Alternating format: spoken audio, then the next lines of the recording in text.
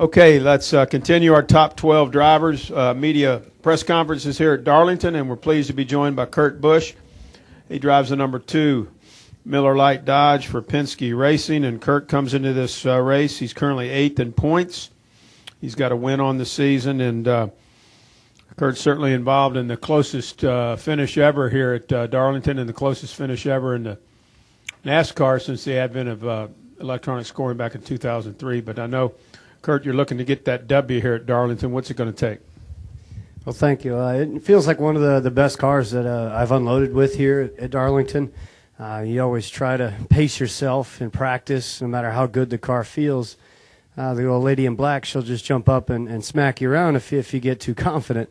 So, and it happened to us today. I felt the car get loose underneath me, and we spun around. But it just seemed like the car blew out a tire, and then, of course, by the time I slid to a stop, we had all 4 of them blown out. But, you know, that we were able to get a set of tires, go right back out there and run some competitive lap times.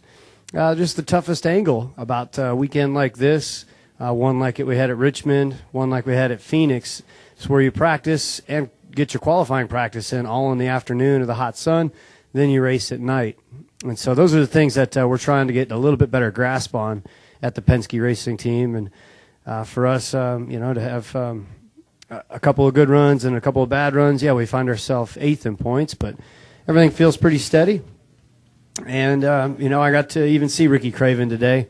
Earlier in the garage there, he came by and gave me a handshake. It's always cool to share that relationship with him and be part of NASCAR's history with the closest finish. We'll take questions now for Kurt Busch. If you have one, raise your hand. We'll start over on this side of the room with Mike, and then we'll work our way around. Go ahead. Mike Mulhern.net. Double file restarts at Darlington. It's a one-groove track. You can see the track out there. What do you think about double file restarts? And what do you think about the end of the race where everybody's been stopping for 2 or 4 tires? Are you going to go for track position and stay out there or stop for tires? Yeah, it's definitely going to make it a tough call at the end of these races. I hope the Nationwide boys groove out the track a little bit as far as laying down some rubber on the low side of the racetrack. This is the last track for double file restarts.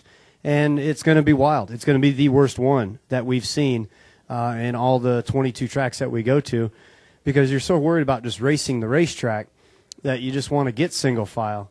But if you're able to grab 4 or 5 positions on a restart, you're going to be so far ahead by the end of that run that you'll never, if you're the guy that got passed by that many guys, never get those spots made back up. And then to your point, when it gets turning into the craziness at the end, who knows who's going to drive to victory lane? Will it be the fastest car? Will it be a car with all his fenders on it? Will it be somebody that did 2 tires and tried a strategy? We'll see what happens tonight in the Nationwide. That's the only way to learn. Who's got the next question? Ree has one right here.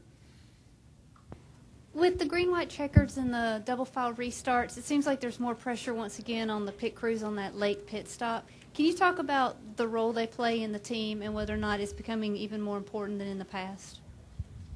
The same still holds true that they got to crank out a competitive lap time for their pit stop. But what gets more troublesome to choose is, do we do 4? Do we do 2? Stay out. That's where the crew chief and the driver are sitting there looking at each other or listening to each other on the radio and hopefully making the right call. Just like last week, I was watching the Nationwide race. I was in my motorhome. Steve Addington was in his. I texted him real quick as soon as that last yellow came out, pit or not pit.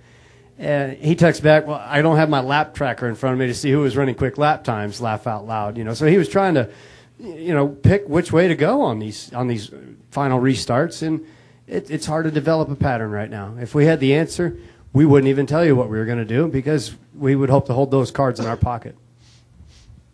Next question right there. Go ahead. Randy Hallman from Auto Week. Kurt, last week there was a long green run and a lot of cars got lapped. Then after some green flag stops, the leaders only had about 10 laps on their tires, but they all pitted and let a big batch of cars get the wave around. What do you think about that, and would you maybe think about a different strategy if you were in that position? We were one of the fortunate ones that got the wave around. Unfortunately, we had a rough race last week. When we got the car back to Penske Racing and scaled it, we found 2 things wrong with the car that we didn't know we were fighting all day long. And normally you don't find anything serious that's wrong with the car when you get back. So to have those couple of issues, that helped us get back on the lead lap at the end with the wave around.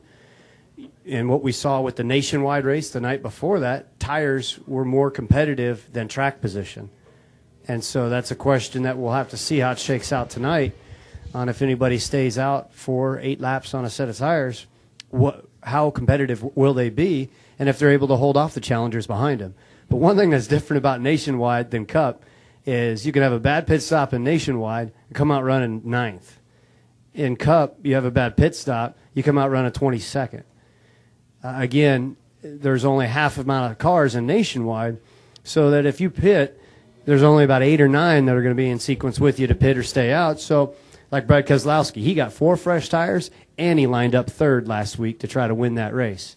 In Cup, it's a completely different game. You can't pit and end up lining up 3rd with 4 fresh tires. You'd end up 15th, 18th in Cup.